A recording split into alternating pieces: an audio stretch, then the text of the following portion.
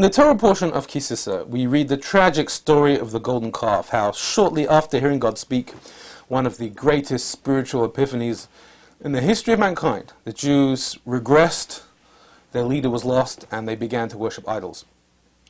Now, funnily enough, the Torah portion is actually not written in chronological order. We actually read at the beginning about the aftermath of the golden calf, how the Jewish people each gave half a shekel to atone for the sin. Now, the question is, why half a shekel? Unusual amount, why not a whole shekel? Everything in the Torah is there to teach us something. So the Kabbalists explain, particularly Rabbi Moshe Alshich, 16th century Kabbalist, he explained that every soul has a male and female element. Even if you're a man, your soul has a female element, and even if you're a woman, your soul has a male element. And it's the harmonious combination of these two elements of the soul that keep you alive and spiritually healthy. Now, the women famously did not participate in the golden calf. They refused to give their jewelry, they wanted no part of it, it was purely a sin of the male ego. So therefore, since we know that every sin causes some sort of spiritual blemish, only the male part of the soul was blemished, which is why half a shekel was required to atone, because only half the soul needed atonement. Chapter 30, verse 19, we read about the urn. Before Aaron and the priests would enter the temple to do their work, they would have to wash their hands and feet in this special water dispenser called the urn. Now, what's the point of this mitzvah? Why do they have to wash their hands and feet? So Rabbi Menachem Rakanati, Italian Kabbalist, explained that there is a reason why we have 10 fingers and there is a reason why we have 10 toes.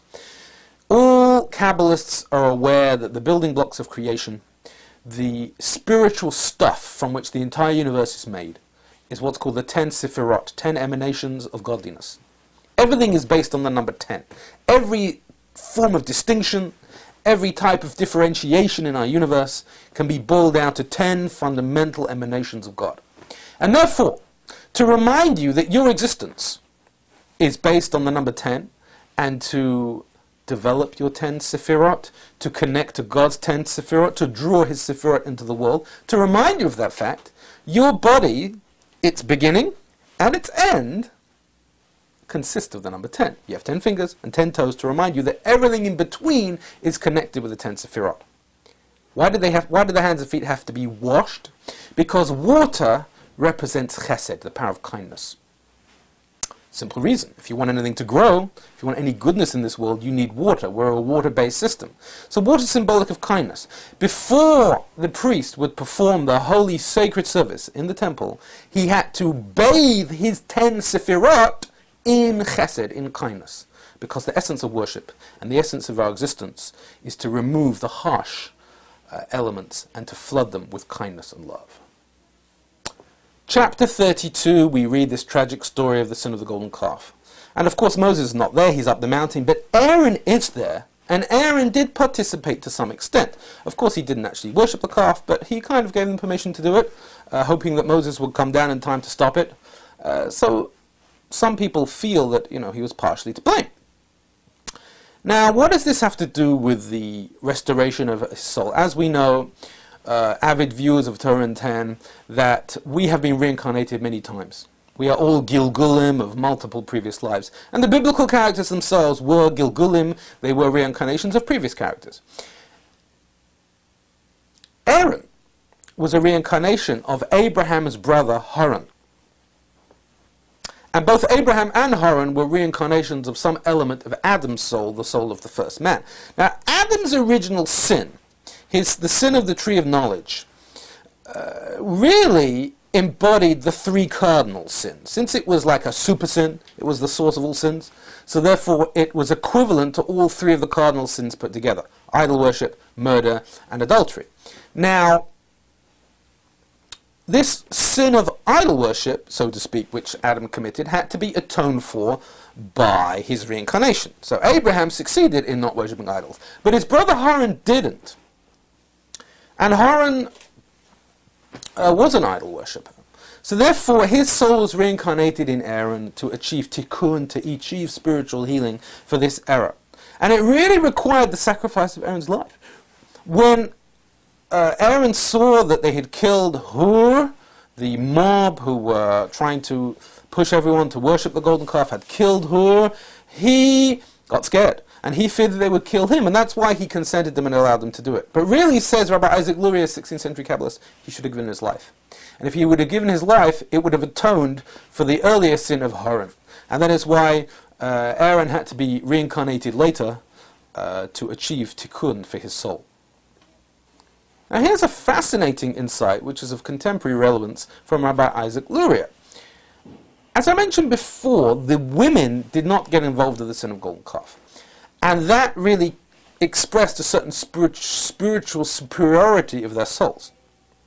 Now Rabbi Isaac Luria says that in the generation before the Messiah comes, this generation in Egypt, who came out of Egypt, heard the Torah, heard God at Mount Sinai, and worshipped the golden calf, will be reincarnated once again to achieve a final tikkun for their souls. And many spiritual masters and leading rabbis feel that this is our generation. We are the last generation of exile. Which would mean that we're actually a reincarnation of those very souls who worship the golden calf. So says Rabbi Isaac Luria, in this final generation, the women will dominate their husbands. And the women will acquire a superiority over men. Because we are just recycled from that generation. And in that generation, the women certainly showed themselves to be superior. And in our generation too, women are empowered with superior souls that were not tarnished by the sin of the golden calf, and therefore they are able to have a more powerful influence over men. And of course this only gives women a challenge to rise to use that influence for only positive things, for only good things. Chapter 33, verse 13.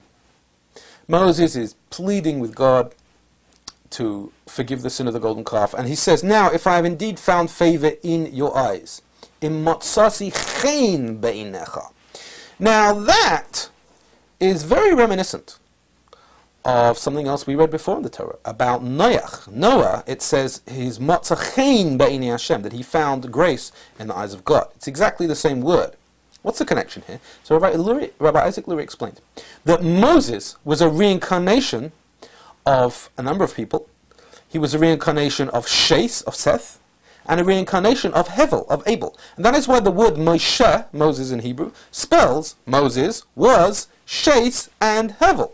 He knew that because it was written right in his name. But what he didn't know, what he was uncertain about, is whether he was also a reincarnation of Noah. And therefore he asked God, Chen is the same word as Noach, spelled backwards. Am I a reincarnation of Noah also? And God replies, yes. He says, you have found favor in my eyes. You are a reincarnation of Noah. What was Noah's mistake? He didn't plead for his generation. He let the generation be wiped out, and he just saved himself. And this was corrected by Moses. The tikkun, the spiritual healing, was Moses pleading to save his generation and saying to God, if you do not forgive them, then just wipe me out of the book. I'm not interested. That was a tikkun for Noah's mistake. Spiritual message for this week. The Torah portion is called Ki Tisa, when you will lift up, and ironically it contains the greatest tragedy of Jewish history, the sin of the golden calf. How could we call a Torah portion which speaks of regression, which speaks of decadence, which speaks of disaster, which speaks of calamity and sin? How can we call that when you will raise up? When things are going good, they're going up. They're not going up at all, they're going right down.